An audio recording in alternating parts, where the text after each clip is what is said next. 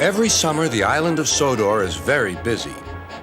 Holidaymakers love to sightsee, and when the weather is fine, there is no better place to visit. Some people like to go to the mountains.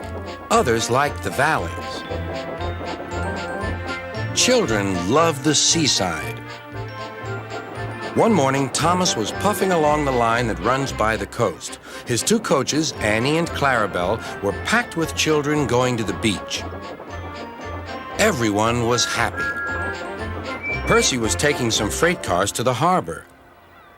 "Hello, Thomas. You look cheerful. I wish I could take children today instead of freight cars." "They're the Vickers Sunday School," explained Thomas. "I'm busy this evening, but the station master says I can ask you to take the children home." "Of course I will," promised Percy. Later, Percy saw Harold. "Sorry, Percy. Can't talk. I'm on high alert." "Why?" "Bad weather's due. My help's always needed. Mind how you go, Percy." "Huh," huffed Percy. "As long as I've got rails to run on, I can go anywhere, in any weather, anyhow. Goodbye."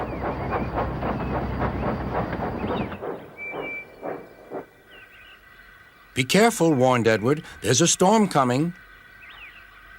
A promise is a promise, thought Percy, no matter what the weather. The children had a lovely day, but by tea time, dark clouds loomed ahead. Annie and Clarabelle were glad when Percy arrived. He was just in time. The rain streamed down Percy's boiler. Ugh, he shivered and thought of his nice dry shed.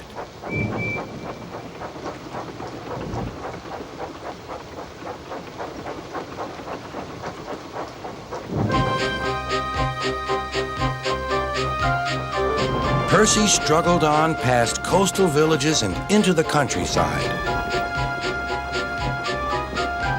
The river was rising fast. "I wish I could see! I wish I could see!" complained Percy as he battled against the rain. More trouble lay ahead.